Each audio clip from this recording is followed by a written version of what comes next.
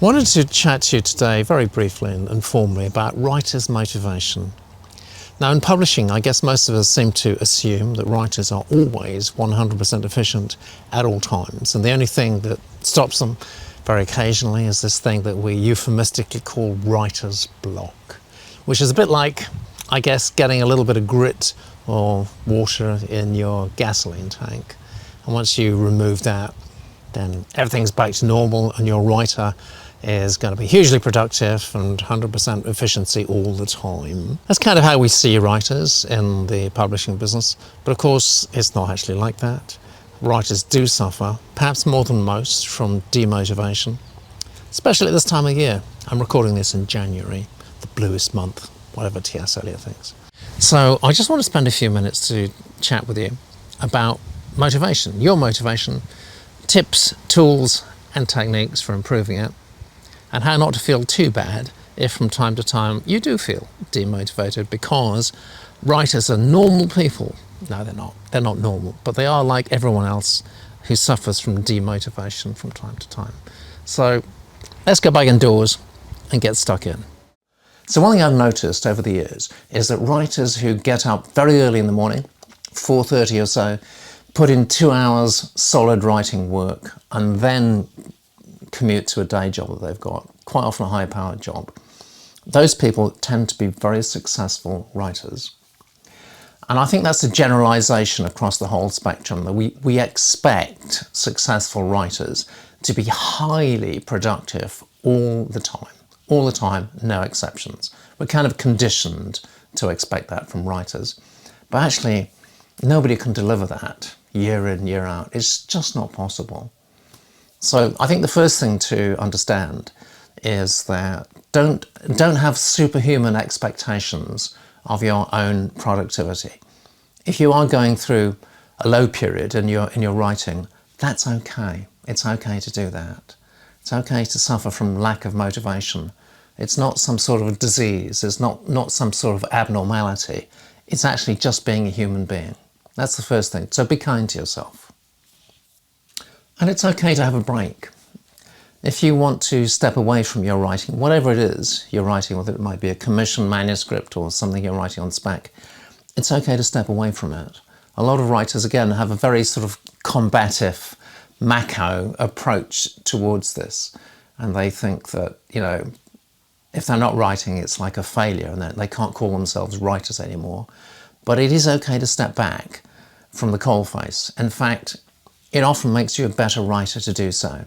What I'd suggest is you give yourself a certain amount of time, 2 weeks, a month, 2 months. So I'm actually going to have a break. I'm going to step back from it.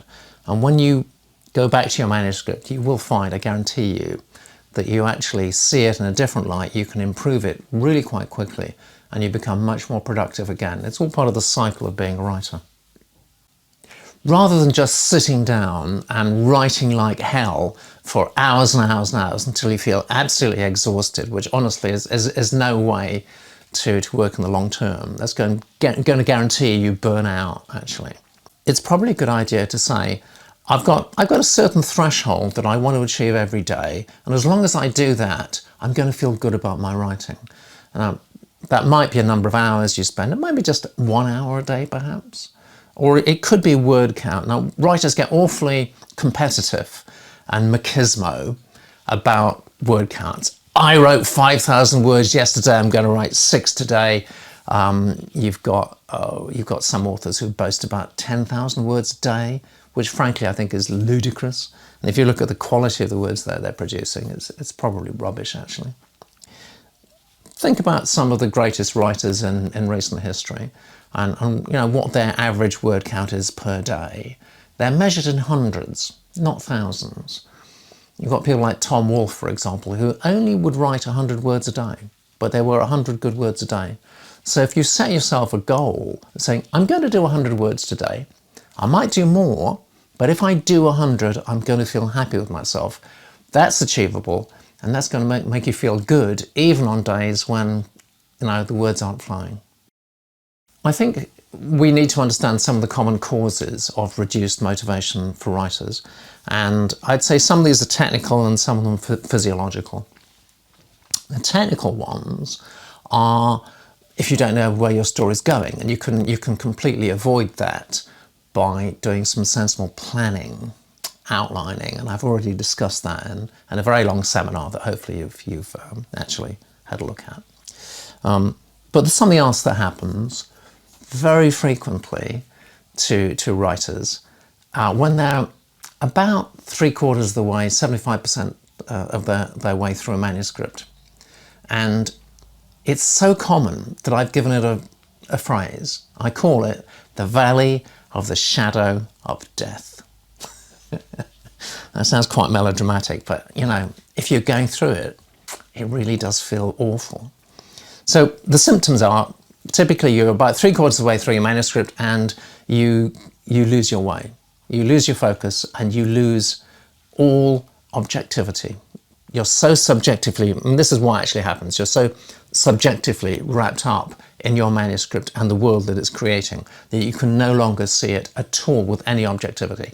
And typically what writers say at that point is, I've completely lost it. This is rubbish. I think I'm writing complete nonsense. None of the characters are working for me. The story, it just goes on and on and on with all that negativity. And the good news is that's quite a regular thing to happen. And if it happens to you, take it paradoxically as a good sign. Take it as a sign that you are so wrapped up in that world that you're living, breathing, experiencing it to the extent that you cannot see it objectively as anybody else can. And under those circumstances, A, you've got to realize this happens and it's actually a good sign. And B, you've got to be able to rely on outside support, possibly an agent, maybe people inside a colony like Litopia, to encourage you and say, actually, you know what? It's going really well. You just need to make that final push now. There are obvious physiological reasons why people suffer from lack of motivation. It's not just writers, all kinds of people. It could be lack of sleep, something as simple as lack of sleep. I say it's simple. It's not always easy to sort that out. Exercise. Writing is one of the unhealthiest ways of making a living you could possibly choose. It really is. Sitting in your bottom for hours and hours and hours a day. You're suffering from mental exhaustion, but your body is not exhausted. You're not making any physiological effort, but you know the mental effort is actually draining. And that imbalance causes all kinds of problems. So exercise, even though a lot of writers don't like to think about it, is extremely good for your own productivity, and you need to incorporate that into your daily routine if you possibly can. Writing is a very solitary business, and I think, you know, that's one of the reasons actually I started Litopia all those decades ago, to encourage writers to associate with each other. Even though writers are rugged individualists, they all have their own perspective on things, but they've got more in common than differences. And I think one of the most important things is to realise that, and to realise that all your fellow writers, actually, they do experience exactly the same problems and situations as you are, and they can help you through it, and you in turn can help other writers through it too. So the first thing to do, I think, when you are suffering from a general lack of motivation and you think, you're just wondering what's going on for me, is talk about it. Actually, just talk about it. Share it with your fellow writers, and you will find it won't just do you good, it'll do other writers good too, because they'll realise that, oh, actually, you know, someone else is experiencing those symptoms that I was experiencing too, and this is how I got through it. So I saw some really interesting research a year or two ago about depression. And depression and lack of motivation are very common bedfellows. I actually find that writers who suffer from lack of motivation often exhibit symptoms of depression. So what is this thing called depression, and why do we have it now as a species? You'd think after all these millennia there's no advantage, evolutionary speaking, to people who have depression. So why haven't we just bred it out of our whole species? There's got to be some advantage, some cognitive benefit there somewhere. And the suggestion is this, that depression is often associated with what psychologists call rumination. Rumination is when you think about things. Maybe you've got a problem you're trying to work out, and it just goes over and over and over in your mind again. It's almost like an obsession. But it's also like a problem to which you're seeking a solution, but there is no solution.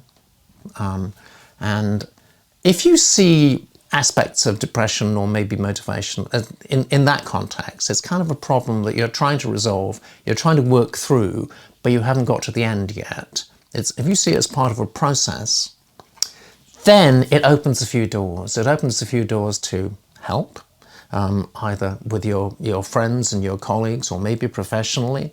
It also opens a door to something that I'd like to suggest as a kind of a final tip, really, for tackling lack of motivation, which is quite paradoxical.